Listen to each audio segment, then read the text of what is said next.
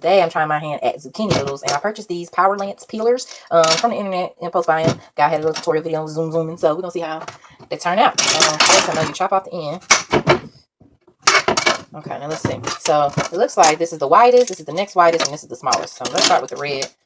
See how it do. What type of? Okay, let's see. Okay, kind of thick. Let's see what this black one do.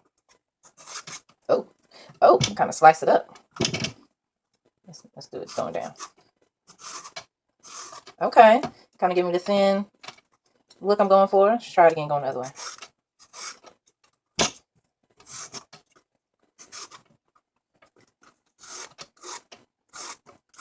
Okay, very thin slices here. Okay, let's try it a little bit. See what that do. Oh, okay, it's kind of just like a regular peeler. Okay, so we're gonna stick with the red. I mean, with the black. Uh-oh. I'll come back when I got it all together.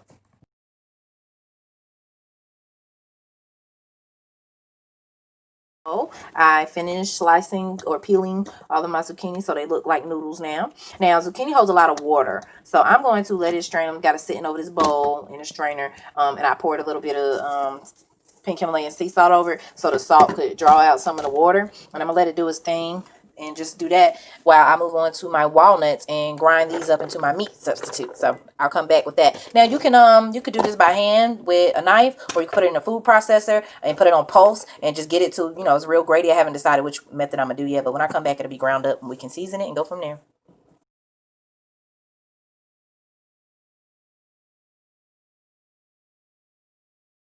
Decided to hand chop mine because this little magic bullet wasn't working for me. So it is kind of tedious, but I find that when I do it, chop it by hand, I don't know, it tastes better. Maybe something about the love and energy. This might be too much. The love and energy that I'm putting into it personally versus a machine. So yeah, you got to do about 5 or 7 minutes for each section. So this is about my third one that I'm on. I've already chopped up more. And it's plenty of meat. This is one full bag, 116-ounce bag. So I'm going to probably store half of it in the freezer. I'm going to season it and just put it in the freezer. And the rest I'll cook on heat. But the one I put in the freezer, I won't. I'll just leave it seasoned. And that way, when it comes time for me to make my next meal, I can just take it out. It's already seasoned. Put it in a pan with some olive oil. Saute it. Bow, bow. Got my ground walnut meat. So I'll be back when I'm done. Now we have our walnuts all chopped or blended, however you did it, and now it's time to add our seasoning. So usually I would hand mix it, but today I'm gonna just use my little spatula. So I'm gonna put in some of Tony's Creole seasoning, not too much, but it'll have a lot of the flavors that we need, and it'll add the salt, seeing as I'm not going to be adding any salt to this meal. So that's that. Then I'm going to add some black pepper. This usually is the part where I sneeze. Okay, I do like black pepper though. I'm gonna also add some ground cumin. I'm using this to make spaghetti out of, but I'm also seasoning the whole thing because I'll be using it at a later time, half of this. So I'm gonna add just a little bit of cayenne pepper. I do like cayenne, and I'm saving this meat for me. Hold on, hold up on me. Where were we? We were putting in cumin. We already did a little bit of the cayenne, black pepper, Tony's Creole. I'm gonna add some basil leaves now, and I'm gonna add some oregano leaves. Basil bad out. I may as well use all of it. Yep. And I'm gonna use oregano leaves for when the spaghetti actually get done. So let me stir all this together.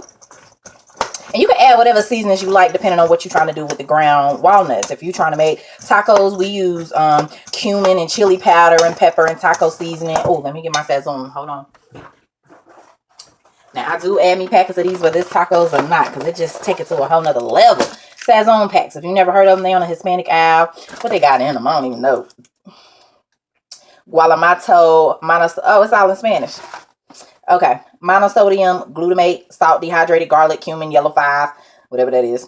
Some type of anti-caking agent, coriander, and red 40. Shit we don't need, but it just takes us to a whole other level, honey.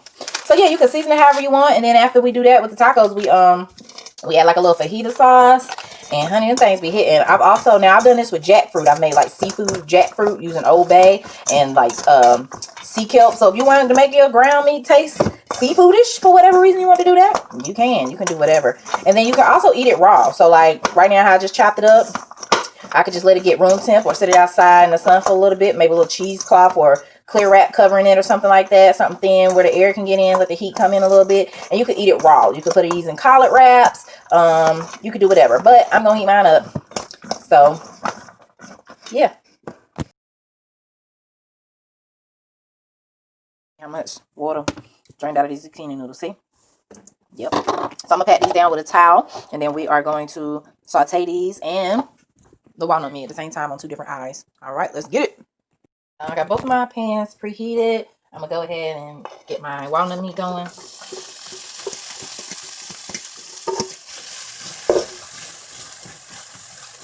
And just let it kind of do its thing.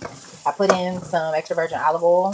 Use grapeseed oil, vegetable, canola oil, whatever type of oil you use. I would not suggest do not use coconut oil. It burns too hot, too fast, and it's just not ideal. And it's gonna be taking more like coconuts than it will be walnuts. So next, I drained this and I toweled it dry. It's still kind of wet, but this pan is also heating with about one tablespoon of olive oil. So you can see.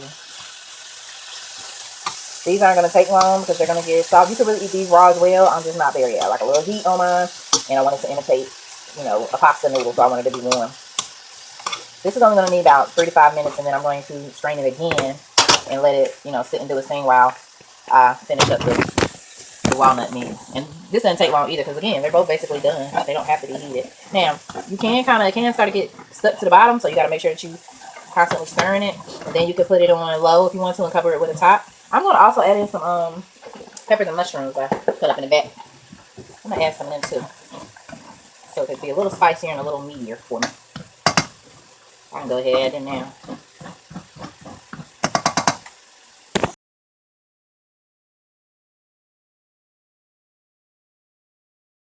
Zucchini noodles out. They taste really good. I think because I put that salt on it to draw some of the water out, I didn't even need the seasoning. So that's good. This is what my walnut meat and mushrooms look like after I added in my 1 can tomato sauce. And it's on simmer. And so we're done here. I'm just going to plate this, put this over top of it, and yeah, live my best life. All right, y'all.